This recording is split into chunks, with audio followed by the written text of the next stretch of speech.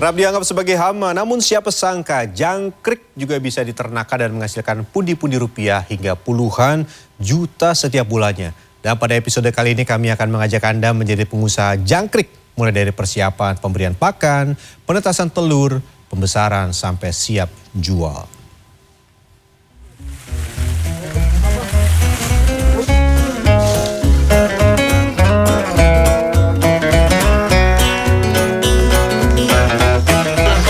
Kamu ngapain?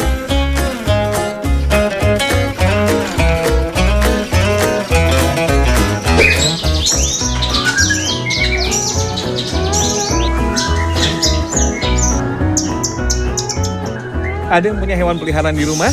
Selain kucing dan anjing, burung juga jadi satwa favorit untuk dipelihara. Salah satu yang tengah naik daun, ini nih, burung murai. Ada sejumlah faktor murai bisa dibanderol mahal. Mulai dari warna, panjang ekor murai, sampai yang paling utama, apalagi kalau bukan kicauannya yang merdu.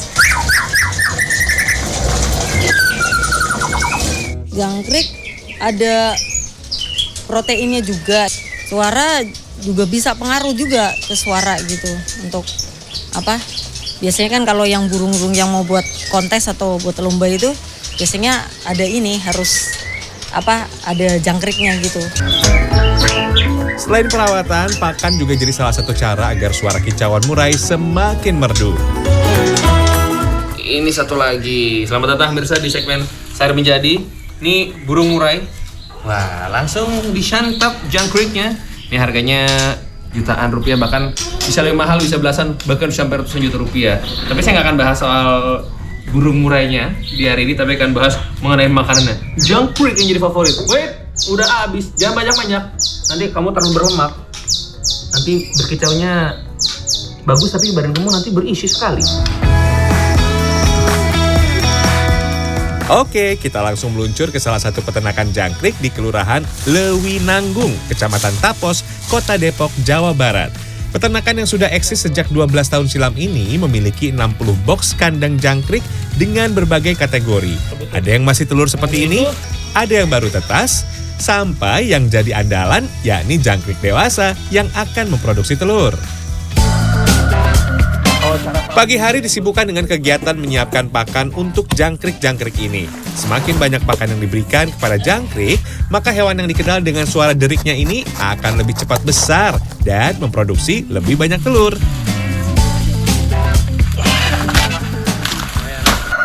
Tiap hari 10 pohon.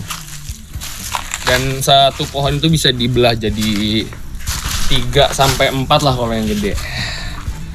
Ntar ini dipotong lagi kecil-kecil buat makan jangkriknya, bos. Selain berfungsi sebagai pakan jangkrik, kandungan serat yang tinggi pada batang pisang ini menjadi solusi memenuhi kebutuhan air pada jangkrik. Memang si jangkriknya itu tuh butuh sekali untuk minum, tapi bukan dengan air yang disemprot, tapi dengan pisang. Batang pisang lebih bagus, lebih awet. Lu jatuh nih. Oke. Maaf bang, tumbang ya. Maaf. Untung kan nimpa yang lain tanamannya. Nah ini kan airnya banyak nih. Nih tuh. Ini saya ambil ya, nih. Tuh. Jadi dia juga bisa dikonsumsi si batangnya, tapi juga ada kandungan air yang banyak dan melimpah. Pemberian batang pisang untuk alternatif minum serangga dengan nama latin Gilus bimaculatus ini mudah saja. Cukup disebar secara merata dan nanti jangkrik akan hinggap jika merasa haus. Bang, ini saya lempar gini nggak apa-apa kan? Kalau dilempar gini mati bang. Oh, mati kenapa? Kan dia ini kebincet bang. Oh, siap. Maaf ya, jangkrik. Oh, harus pelan-pelan. Kamu kecil soalnya. Ya, saya pikir dia kena senggol. Oh iya, kalau kambing mah aman ya. Jika sudah mendekati masa panen, jumlahnya bisa dikurangi hingga setengah dari pemberian normal.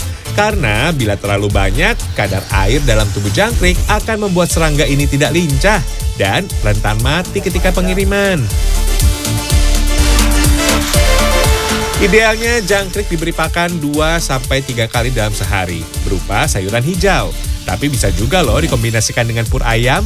Oh iya, jangkrik tidak boleh terlambat makan juga. Bisa-bisa jangkrik menjadi agresif karena lapar dan kabur dari kandang.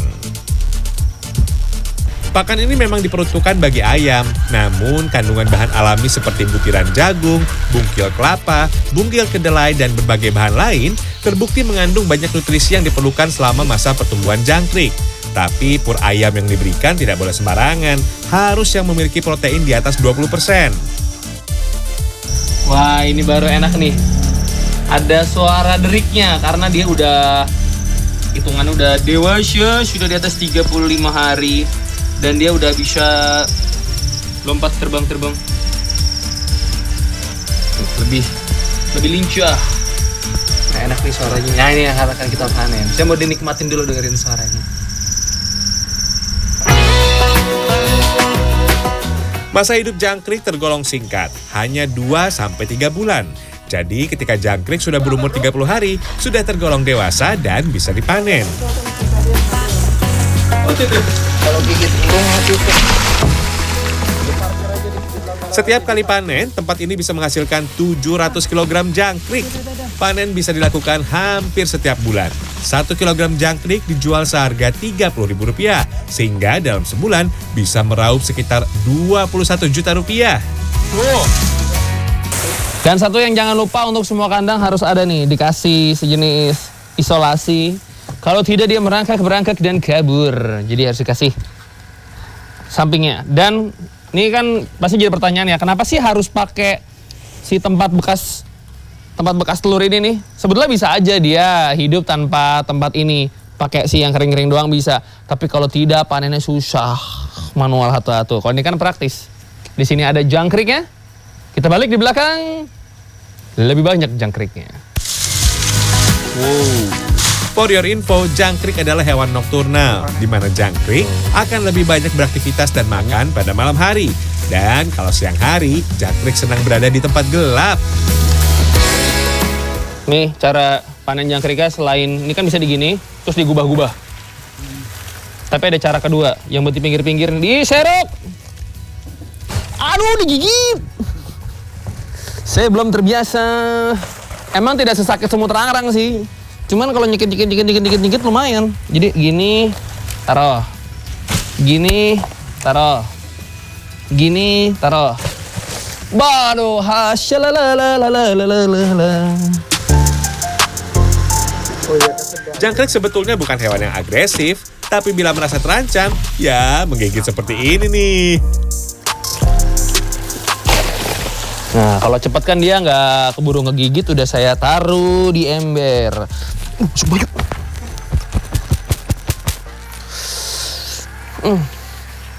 Dengan bobot per ekor rata-rata 0,4 gram, 1 kilogram keranjang ini bisa berisi sekitar 2-3 ribu ekor jangkrik. Sehingga dalam satu kotak ini bisa ada 100 ribu ekor jangkrik. Jadi kalau panen, biasanya memakan waktu 2-3 hari. Jangkrik, ada gigit. Aduh, jangkrik ini tuh dia masih bisa dikatakan belum terlalu dewasa. Kalau dia bisa sampai berdiri kenceng, itu usianya bisa 35 hari ke atas informasi abangnya. Saat pengemasan, jangan hanya jangkriknya saja ya, tapi juga alas daun kering agar jangkrik tidak terhimpit satu sama lain. Jangkrik dewasa sudah selesai dipanen. Artinya, kotak kosong ini siap lagi dihuni oleh ratusan ribu telur jangkrik. Pakai air. Jangkrik yang sudah berusia di atas 40 hari biasanya difungsikan menjadi indukan dan disatukan dengan jangkrik dengan usia yang sama. Setelah beberapa hari, telur-telurnya baru bisa diambil. Telur jangkrik ini kemudian dikeringkan terlebih dahulu sebelum dimasukkan ke dalam kotak penetasan dan pembesaran. Setelah kadar air berkurang, baru dikeringkan sekali lagi menggunakan bantuan kipas angin. Karena kalau tidak kering betul, telur tidak akan menetas dan berjamur. Dalam waktu 2-3 hari, telur-telur ini akan menetas. Usahakan suhu di dalam kandang stabil ya, tak terkena sinar matahari langsung yang menyebabkan suhu naik. Atau terlalu dingin yang menyebabkan telur gagal tetas akibat terlalu lembab dan basah. Ketika sudah menetas, pindahkan jangkrik kecil atau nimfa ini ke dalam wadah besar. Tapi siapkan dahulu beberapa hal ya.